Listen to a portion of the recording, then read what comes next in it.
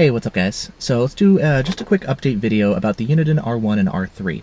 I'm going to be going out of town next week for family vacation, so I just wanted to give you guys an update as far as, when you can actually get one of these units, if you guys are pre-ordering, some things that are going to be going on as far as upcoming tests, things that we've discovered in, tests over the past couple days, things like that.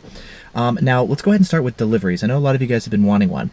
The way that it works with these guys is for those of you guys who have pre-ordered one, awesome. Pre-orders currently are completely sold out. They're coming in two batches. The first batch is getting shipped in by air, and those ones are going to be arriving around the end of May. That's going to be the very first batch of these detectors. It's kind of expensive to get them shipped in by air, but I know BRD, for example, and a lot of the other guys were really excited to get these to you guys. So that's the first batch. For those of you guys who weren't able to pre-order one, or if you're seeing this video and you're like, okay, I want to go ahead and get one, you can't pre-order one currently. What you got to do is actually go and get on the waiting list. I'll put the link down in the video description for where you can do that. But currently, if you want to get on the waiting list, those detectors are going to be coming from overseas by boat. That takes a little bit longer. It's expected that the second batch of detectors is going to arrive around the end of June or so. So for those of you guys who are on the waiting list, that's roughly when you can expect your detectors to come in. Now, as far as some test results that we've seen over the past couple days, there's been some more. The Texas Countermeasure Testing Group has been testing this some more, and again, the results have been consistent with what we've seen before, where M3 performance or better. No surprise, right? One interesting thing that they noticed is the Ka filter in this guy. We're finding that in some tests it actually is getting better performance if you disable the Ka filter, similar to Ka guard or RDR, right? So they are finding some better performance. It's still, again, on par with a redline or better with the filter on or off, but we are noticing better performance. Now, in terms of the effectiveness of filtering, will you get, more falses, all that kind of stuff? I'm actually going to go ahead and disable the filter here and drive around with it over the next couple days and see how it fares with the filter off. I did that originally, but I don't really remember how it was, so I'm going to go ahead and spend a little bit more time doing that, and I can share the results, and other people will be as well. Primarily on RDF, but, also here. Now, as far as upcoming testing, there's a couple things going on. Besides the Texas guys who are like monsters when it comes to testing and seem to do it all the time. Since I'm heading out of town, what I want to do with my detector is, first of all, I'm going to be sending it off to Hidden Cam. He's going to be doing a big test on 34.7 and 35.5 with a ton of different detectors. He's going to have a couple different Unidens, a couple M3s and V1s and Maxes and DFR7s and all that kind of stuff. So we're going to see with multiple different copies of the Uniden and multiple different M3s, etc., really how this guy compares. So that's where this guy is going to be headed off to next. After that, I want to send it off to Jdong. He's getting an Escort, what is it? The Max 360 CI, sorry, Max CI 360, there we go. He's getting one of those installed in his car. He's had a Stinger before. He's done a bunch of great testing as well.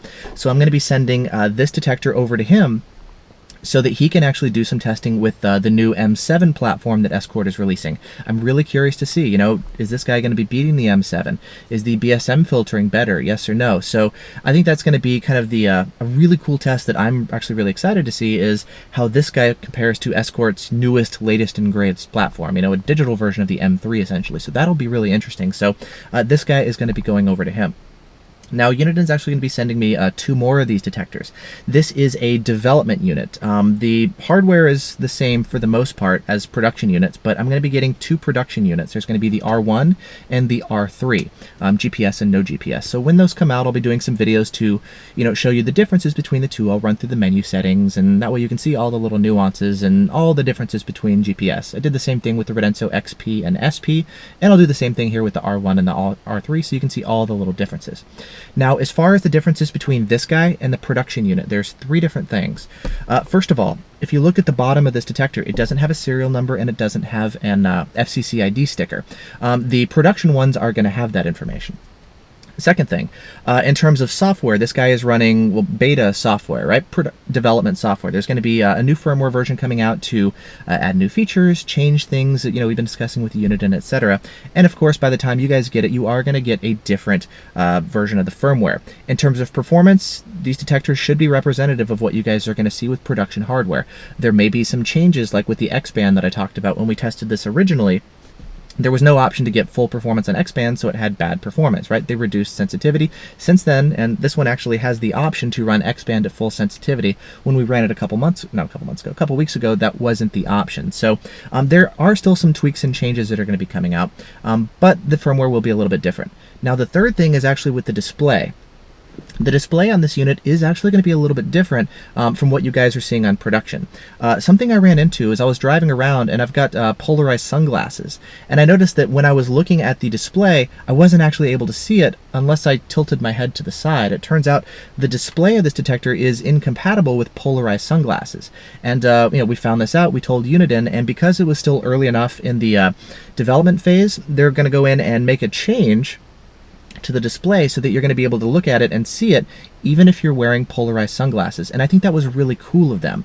With some of the detectors, when companies send them out for, testing and whatnot, there's been times when they're not sending it out for testing so much as it's a marketing thing. They want to get some initial, hype, and they want like some information when the detector is going to be formally released, and that's well and good, but that's not really what I want. What I want is to help develop the greatest radar detector ever. I want the ultimate detector. I want the very best imaginable. So if I'm going to be spending time testing and giving you feedback, here's the things that I like, here's the things that I wish were different, I would want a manufacturer to go in and change that. And the fact that Uniden is doing that with the display and with the firmware, I love that.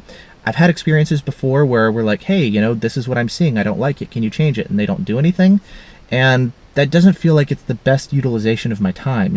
I want to help develop the best products out there, and I'm really glad that Uniden's actually taking our input and using it to help change their detectors and improve them so that you guys also have the best possible versions of these detectors. I don't want to do this for just marketing reasons. I want to do this to have the greatest radar detector ever. That's what I'm interested in, So I'm really glad to see that Uniden is changing that. So anyways, 3 differences. Serial number, FCC sticker on the bottom, change to the display, and public firmware. Otherwise, yes, this detector should be representative of what we're seeing in terms of performance and all that kind of stuff. The antenna, the hardware as far as the radar detector platform is the exact same thing as what production hardware is going to look like. Now, finally, speaking of the whole testing and development thing, I've had some questions about my relationship with Uniden, and I think that's a good question. People ask that sometimes. I'm like, hey, do I get paid by Uniden, or is this sponsored in any way? No, it's not.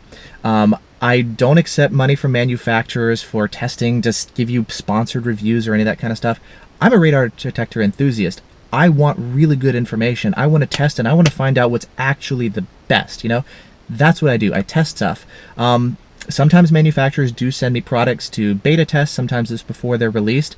I don't get paid for it. I actually had a company the other day ask me, hey, we want to release a product and we want to pay you for it. And I flat out said, no. I'm here to be an objective, unbiased tester. I don't represent any manufacturer.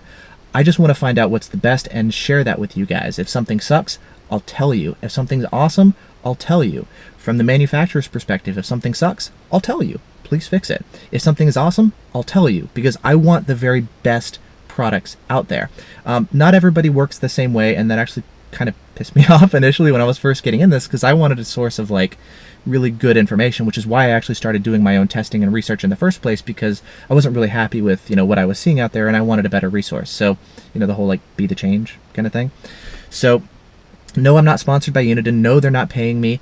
Yes, they are sending me some development products. Yes, other manufacturers do that too. I do make a commission when you purchase the products, just like I do with almost every other radar detector. So whether it's an S-Corp product or a Uniden or Redenso, I'll link you to Amazon or to BRD or different websites, and those are affiliate links. So when you make a purchase, I do get paid.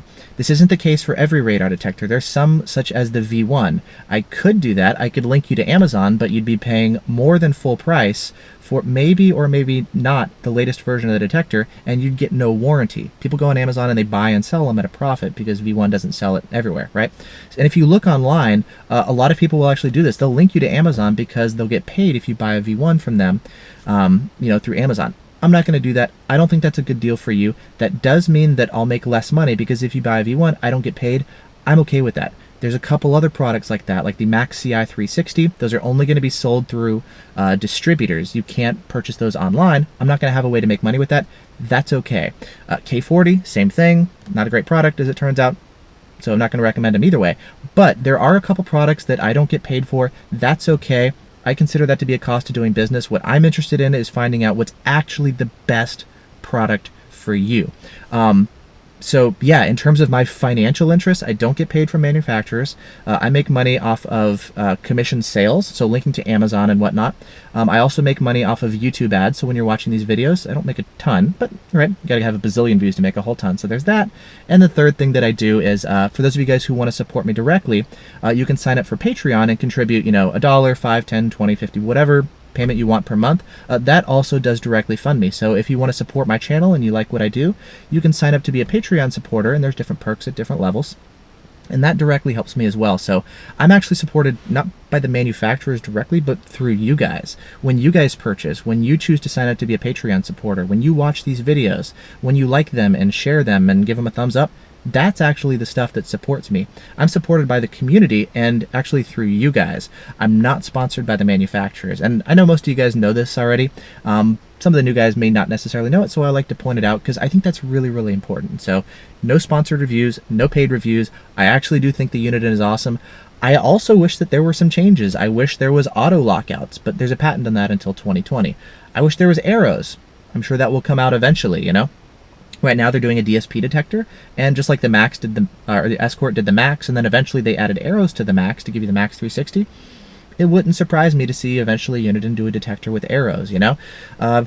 There's things that I wish were different. I'm not going to say this is the greatest detector ever, but looking at it, in terms of performance, amazing. BSM filtering, very good. All the core features that you need, like lockouts, low-speed muting, the lockouts work well. I mean, this is looking like an awesome detector in terms of just something fantastic that's well built, that's functional, that's effective, that does a great job, that will protect people from speeding tickets, that's available at a reasonable price.